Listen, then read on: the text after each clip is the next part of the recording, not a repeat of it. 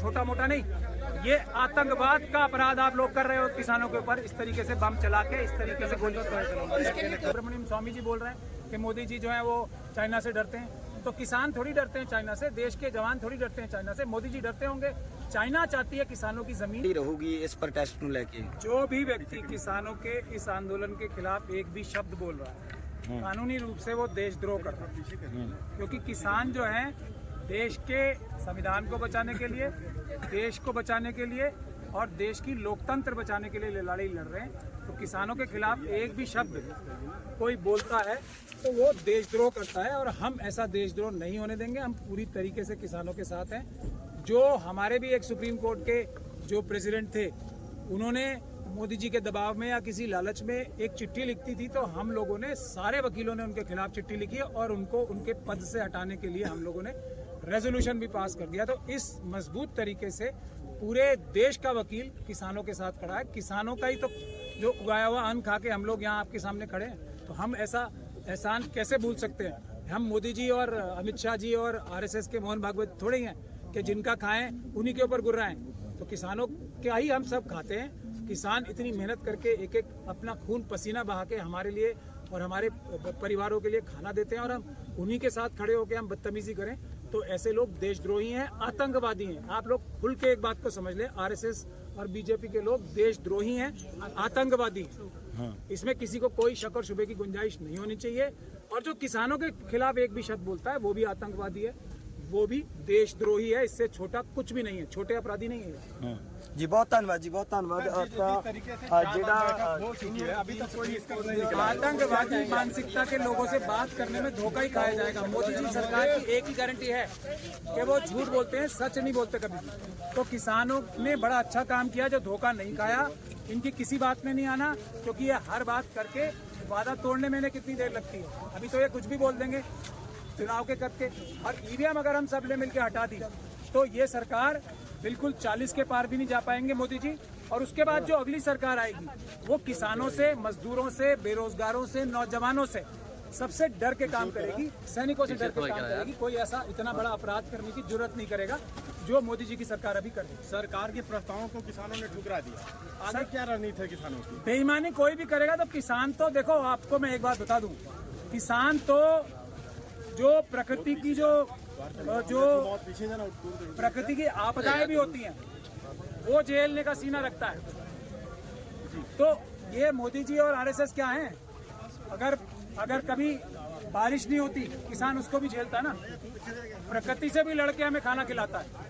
कभी बारिश ज्यादा हो जाती है तो क्या भी प्रकृति से लड़के हमें खाना खिलाता है। तो वो इतने बहादुर लोग हैं, क्या इन गद्दारों से और इन कायरों से डर जाएंगे? इनके धोखे में आएंगे? कभी नहीं आएंगे। क्या सर कल किसान कूच कर देंगे दिल्ली के लिए? किसान जो करेंगे वो ठीक करेंगे, पूरा देश उनके साथ खड़ा है। लेकिन सर बॉर्डर पे फोर्स खड़ी हुई है और गोले दागते हैं। वो देखिए, वो अपराध करेंगे जो किसानों के खिलाफ एक भी हथियार उठाएगा वो देश के संविधान के खिलाफ अपराध करेगा, देश के कानून के खिलाफ अपराध करेगा। तो पुलिस को, खट्टर जी को, हरियाणा पुलिस के भ्रष्ट अधिकारियों को मैं वार्निंग दे रहा हूँ, सोच समझ के किसानों के ऊपर कोई भी हमला करे। गैर कानूनी जो काम कर रहे हैं, अपराध जो कर रहे हैं, भारत का संविधान और कानून इतना कमजोर नहीं हो गया कि किसानों की रक्षा नहीं कर पाएगा। हम किसी भी ऐसे पुलिस अधिकारी को छोड़ेंगे नहीं जेल भिजवाए बगैर जो किसानों के साथ इतनी पूरे देश का एडवोकेट हमारे साथ है। एक आदमी ने हमारे से पूछे बगैर, जो सुप्रीम कोर्ट के प्रेसिडेंट है अग्रवाल साहब, उन्होंने गलती की थी, उनके खिलाफ सैकड़ों वकीलों ने साइन करके और उनको ये कहा कि अब हम तुम्हें इस पद पे नहीं रहने देंगे। कि वकील इतनी मजबूती के साथ किसानों के साथ खड़े। सरकार मीटिंग्स कर रही है किसानों के साथ और प्रस्ताव रख रही है, तो उस प्रस्ताव को आप कैसे देख रहे हैं? सरकार के किसी भी प्रस्ताव की तरफ पलट के भी देखना धोखा खाने के बराबर है। उनकी किसी बात को नहीं सुनना चाहिए। उनकी कोई बात, मेरे ख्याल से तो आरएसएस और बीजेपी के किसी भी व्यक्ति से कोई बात ही नहीं करनी चाहिए। झूठे व्यक्ति से बात करने का क्या फायदा है? किसान थोड़ी है जो जबान दे देंगे तो पूरी करेंगे। ये तो कुछ भी बोलेंगे, कल मुकर जाएंगे। 15 लाख का वादा किया, मुकर गए। ये बोल रहे हैं चाइना ने हमारी 4000 किलोमीटर जगह नहीं खाई। इनके खुद के नेता सुब्रमण्यम स्वामी जी बोल रहे हैं कि मोदी जी जो है वो चाइना से डरते हैं। तो किसान थोड़ी डरते हैं चाइना से, देश के जवान थोड़ी डरते हैं चाइना से, मोदी जी डरते होंगे। चाइना चाहती है किसानों की जमीन खरीद के अपने पास ले लेना, उस साजिश में मोदी जी शामिल हैं। और ये जो अभी भाई हमारे बता रहे हैं, गोली जो चलाई है, मैं पहले भी बता रहा हूँ, ये अपराध है, ये हत्या है, ये अटेम्प्ट टू मर्डर है। और ये देश के खिलाफ साजिश है। आप लोगों के ऊपर आतंकवाद के मुकदमे चलेंगे। जो भी किसानों के ऊपर इतनी सी भी कोई हमला करने की कोशिश करेगा, आतंकवादी घटना है ये। इस बॉर्डर के अलावा 50 मीटर तक बैरिकेड किया गया है, 50 किलोमीटर दूर में हर जगह बैरिकेड किया गया है। क्या कहेंगे? इतनी बड़ी कॉज नहीं खड़े नहीं हो सके, पहाड़ खड़े कर दो, सच हारेगा नहीं, सच जीतेगा। ये 50 मीटर नहीं, 50 किलोमीटर किया गया है। 50 किलोमीटर तक का लगा दे, सच जीतेगा। भारत का संविधान जीतेगा, किसान जीतेगा, देश जीतेगा। आतंकवादी RSS और बीजेपी हारेगी। किसानों का एक भी आरोप यह है कि जो अंदर बातें हुई थी, बाहर आने के बाद पीयूष गोयल ने कुछ और बातें कर दी। इसमें क्या? पीयूष गोयल जी RSS के आदमी है। मैं यही तो बोल रहा हूँ, उनसे बात करके ही मेरे ख्याल से ठीक काम निकले। लेकिन किसानों का हृदय बहुत बड़ा होता है, वो झूठे लोगों से भी बात करने को तैयार हो जाते हैं। मगर ये लोग तो एस्टैब्लिश्ड झूठ है, हर बात झूठ, हर बात चोरी, हर बात डकैती RSS और बीजेपी करती है। सर ऐसे देखा जाए तो कल अगर ये लोग कूच करेंगे तो बड़ा हिंसा भी हो सकता है, क्योंकि आगे पुलिस जवान है और पुलिस जवान है। मैं उनको कह रहा हूँ, किसी अपने सीनियर अधिकारी की बात में आके अपराध ना करें, कानून को अपने हाथ में ना लें, किसानों के ऊपर हमला ना करें। अपने अपने वकीलों से पूछ लें कितना बड़ा अपराध कर रहे हैं वो। ये अपने सीनियर अधिकारी अगर उनको कोई गैर कानूनी ऑर्डर देते हैं, वो उसको मानने के लिए बाध्य नहीं है। वो अपने पर्सनल वकीलों से बात करें और वो उन्हें बताएंगे कि किसानों के ऊपर हमला करना अपराध है, वो अपराध ना करें। और सर एक्सपायरी आंसू बम जो लगातार छोड़े हैं, मैं इसीलिए तो कह रहा हूँ ये आतंकवाद की घटना है। एक्सपायरी का मतलब ये अपने उन्होंने आर्मरी से लेके नहीं, जो इशू कराए वो नहीं छोड़े। हम चलाना इस तरीके से, जिस तरीके से किसानों को खालिस्तानी बताया जा रहा है, इस पर क्या कहेंगे? मैं बताता रहा हूँ, ये पुलिस के भ्रष्ट अधिकारी आतंकवाद की घटना कर रहे हैं। ये आतंकवाद का केस है, ये एक्सपायर्ड वो चलाना, ये आंसू गैस के गोले, क्योंकि ये रिकॉर्ड में नहीं होंगे। और जो काम रिकॉर्ड के और कानून के दायरे के बाहर जाके अगर कोई पुलिस अधिकारी भी करता है तो वर्दी उसके काम नहीं आती, वो अपराध हो जाता है। जैसे एक आम अपराधी अपराध करता है, तो ये देशद्रोह का, आतंकवाद की घटना किसान जो देश के मालिक है उनके खिलाफ खट्टर सरकार, RSS और बीजेपी के लोग कर रहे हैं। और एक ना सिपाहियों से करा रहे हैं। तो मैं सिपाहियों को समझा रहा हूँ, उनके खानदान में, उनके जानने वालों में जो भी वकील होंगे, उनसे सलाह लेके फिर कोई गैर कानूनी आदेश माने। बिल्कुल इनकी बात ना माने अपने सीनियर ऑफिसर्स की, क्योंकि मैं ये कानूनी सलाह दे रहा हूँ सबको, सारे पुलिस के अफसरों को भी, कि ये गैर कानूनी है। आप लोग अपराध कर रहे हो, और अपराध भी छोटा मोटा नहीं, ये आतंकवाद का अपराध आप लोग कर रहे हो किसानों के ऊपर। इस तरीके से बम चला के, इस तरीके से गोली ये सब आतंकवाद की घटना है। ये आतंकवादियों जैसा बिहेवियर कर रहे हैं देश के मालिकों पे और देश के अन्नदाताओं पे। ऐसे में हाई कोर्ट और सुप्रीम कोर्ट जब ये आदेश दिया कि किसी प्रकार से हैवी नहीं रोक सकते हैं आप, जो ANH रोके हुए हैं, मैं इसीलिए तो पुलिस के जूनियर अधिकारियों को, जिनको ये गैर कानूनी ऑर्डर्स दे रहे हैं ऊपर वाले अधिकारी, इसीलिए बता रहा हूँ अपने अपने वकीलों से खुद बात करें। नौकरी नहीं, जेल से नहीं बच पाएंगे, नौकरी तो जाएगी जाएगी, जेल से नहीं बच पाएगा कोई भी। जो पुलिस का छोटा अधिकारी गोली चला रहा है या बम चला रहा है या ड्रोन चला रहा है, वो जेलों में जाएंगे। मैं ये बता रहा हूँ बात। फिर किसान दिल्ली कैसे पहुंचेंगे? आराम से चल के पहुंचेंगे, जैसे अभी हम चले जा रहे थे। और ये जो पुलिस वाले इनकी सुरक्षा में खड़े होंगे, ईमानदार पुलिस वाले, जो पुलिस वाले नहीं है, अपराधी हैं, वो इनके ऊपर हमला करेंगे। सर क्या लगता है किसानों की बातें मान लेगी सरकार?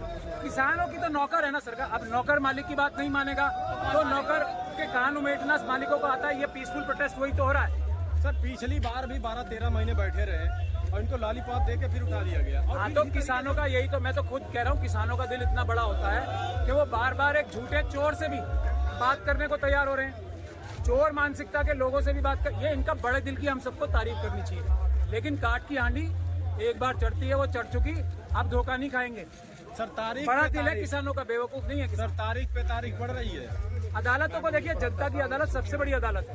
मैं तो खुद ये बात बोल रहा हूँ, अदालत ऑफिसर ऑफ द कोर्ट होने के बाद, ये कानून जनता की अदालत है। इसने फैसला कर दिया किसानों को सारी मांगे जायज है और वो दे दो। मोदी जी के क्या चाय बेच के मोदी जी ने पैसे रखे हैं? जो बैंकों में पैसे हमारे तो हैं, हम कह रहे हैं दे दो।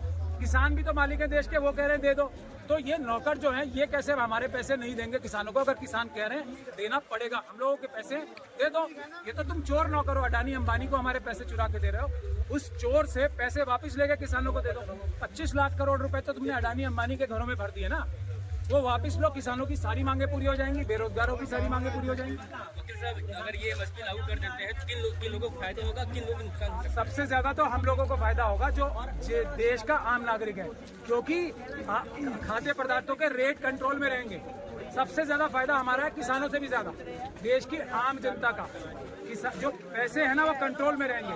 वरना जियो टेलीफोन देखा आपने, पहले फ्री में देते थे और उसके बाद तो उसी तरीके से एक बार अगर किसान थक गए या हार गए, उसकी मुझे कोई उम्मीद नहीं है, ना थकेंगे ना हारेंगे। तो प्लान ये है कि चाइना के साथ मिलके अडानी और अंबानी जैसे दूसरे लोग सारी जमीनें छीन लेंगे, किसानों से खरीद लेंगे और उसके बाद जो अनाज आप 1 रुपए पे, मैं एग्जांपल देके बता रहा हूँ, वो 100 रुपए पे खरीदने के लिए मजबूर हो जाओगे आप। ये आपको वार्निंग मैं सबको बता रहा हूँ और समझा रहा हूँ, किसानों की लड़ाई नहीं है, हमारे अनाज की लड़ाई है, हमारे पेट की लड़ाई है।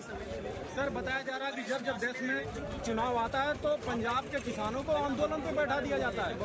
किसान जब मोदी जी के धोखे में नहीं आ रहे, प्रधानमंत्री के पद पे बैठे हुए व्यक्ति के धोखे में नहीं आ रहे, तो क्या किसी और के बहकावे में आ सकते हैं? पहली बात, नौकर के कान उमेटने का टाइम मालिक के पास सबसे अच्छा कब आता है?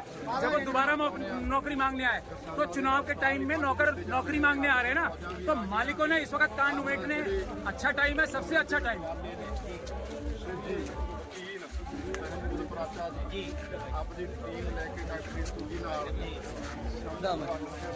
जिन्होंने गोलियां लगी ना, गोलियां जेबा च पा के इत्थे आ रहे ने, कहंदे 1000 गोलियां होर मार दो, इत्थे ही बैठे हैं।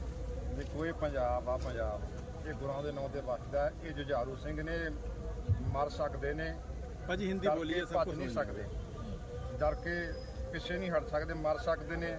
ਨਾ ਝੁਕਣ, ਨਾ ਡਰਨ, ਨਾ ਭੱਜਣ, ਮਰ ਸਕਦੇ ਨੇ ਜਾਂ ਅੱਗੇ ਵੱਧ ਸਕਦੇ ਨੇ। ਅਸੀਂ ਤਾਂ ਜਿਹੜੇ ਕਿਸਾਨ ਆਗੂ ਨੇ ਉਹਨਾਂ ਦੀ ਰਹਿਨੁਮਾਈ ਦੇ ਵਿੱਚ ਇਹ ਮੋਰਚਾ ਲੱਗਿਆ ਹੋਇਆ। ਜਿਵੇਂ ਸਾਨੂੰ ਉਹ ਆਦੇਸ਼ ਕਰਨਗੇ ਉਸੇ ਤਰ੍ਹਾਂ ਅਸੀਂ ਉਹਨਾਂ ਦੇ ਫੁੱਲ ਚੜਾਵਾਂਗੇ, ਉਹਨਾਂ ਦੇ ਵਚਨਾਂ ਤੇ ਉਤਰਾਂਗੇ। ਤੇ ਜੇ ਸਾਨੂੰ ਕਹਿਣਗੇ ਅੱਗੇ ਲੰਘ ਜਾਓ, ਅਸੀਂ 5 ਮਿੰਟਾਂ ਦਾ ਕੰਮ ਆ ਸਾਡਾ। ਦਿੱਲੀ ਸਾਡੀ ਆ, ਕਿਸੇ ਦੀ ਨਹੀਂ ਹੈਗੀ।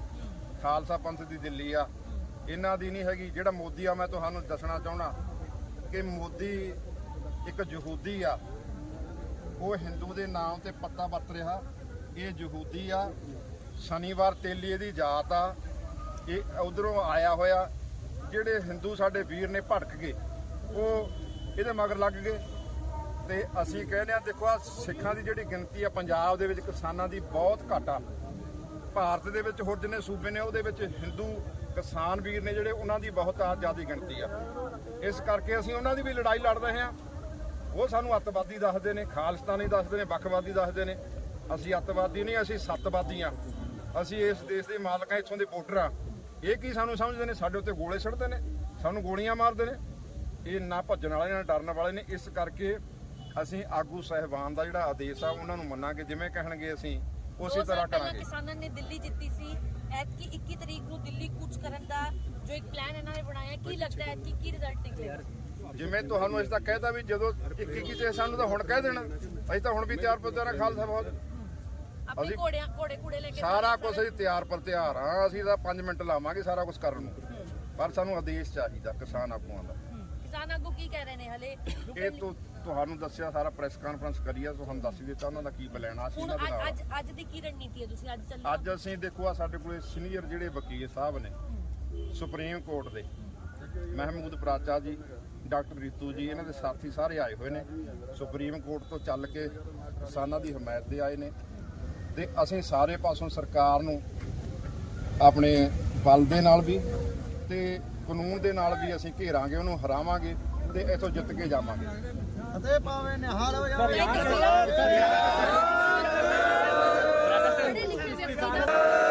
ਪਹਿਲਾਂ ਨਹੀਂ ਅਸੀਂ ਜਿੱਤ ਕੇ ਲਿਆਏ ਜੀ। ਆ ਤੁਹਾਡੇ ਸਾਹਮਣੇ 2 ਸਾਲ ਹੋਏ ਨਹੀਂ ਹਜੇ। ਤੁਹਾਡੀ ਜਥੇਬੰਦੀ ਤਾਂ ਲਗਭਗ ਸਾਲ ਭਰ ਉੱਥੇ ਰਹੀ ਵੀ ਹੈ ਜੀ। ਦੇਖੋ ਸਾਰੇ ਫੌਜਾਂ ਦੀ ਬਾਬਾ ਕੁਲਵਿੰਦਰ ਸਿੰਘ ਹੋਣੀ, ਸਾਰੇ ਨਿਹੰਗ ਸਿੰਘ ਤਿਆਰ ਪਰ ਤਿਆਰ ਖੜੇ ਨੇ। ਤੇ ਜਿਵੇਂ ਸਾਨੂੰ ਕਿਸਾਨ ਆਗੂ ਹੁਕਮ ਕਰਨਗੇ ਉਹਦੇ ਉੱਤੇ ਅਸੀਂ ਫੁੱਲ ਚੜਾਵਾਂਗੇ। ਜੇ ਕਹਣੇ ਅੱਗੇ ਜਾਣਾ ਅੱਗੇ ਤੁਰਾਂਗੇ। ਜੇ ਇੱਥੇ ਬੈਠੇ ਆ ਕਿਸਾਨਾਂ ਸਰਕਸਾ ਤੇ ਬੈਠੇ ਆ, ਤਿਆਰ ਪਰ ਤਿਆਰ ਆ। ਹੁਣ ਇੱਥੇ ਘੋੜਿਆਂ ਦੇ ਨਾਲ ਤੁਹਾਡਾ ਪੂਰਾ ਦਲ ਪਹੁੰਚ ਚੁੱਕਿਆ ਜੀ। ਸਾਰੇ ਆਏ ਹੋਏ ਨੇ, ਸਭ ਫੌਜਾਂ ਆ ਰਹੀਆਂ ਨੇ, ਹੋਰ ਵੀ ਆ ਰਹੀਆਂ ਨੇ ਜੀ। ਸਰ ਤੁਹਾਡੇ ਵੱਲੋਂ ਕਾਨੂੰਨਨ ਤੌਰ ਤੇ ਕਿਹੋ ਜੀ ਮਦਦ ਆ ਜਿਹੜੀ